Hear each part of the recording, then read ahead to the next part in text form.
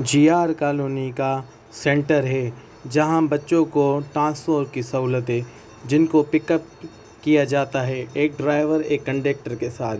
Conductor बच्चों को गाड़ी में चढ़ाना, उतारना, रोड क्रॉस करवाना और देखभाल करना गाड़ी के अंदर, ताकि बच्चे लड़ें नहीं, और फिर वापसी रवाना भी इस तरीके से किया जाता है।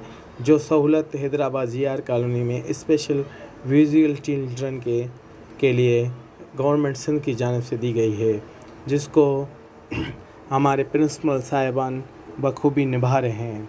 ये स्पेशल चाइल्ड हैं, आपके सामने उतर रहे हैं।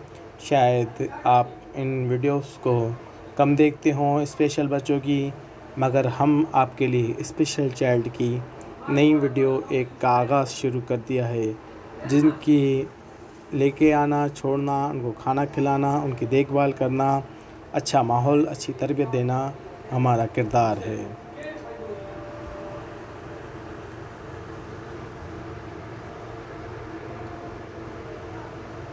झट निकल मोड़े काम कर यार।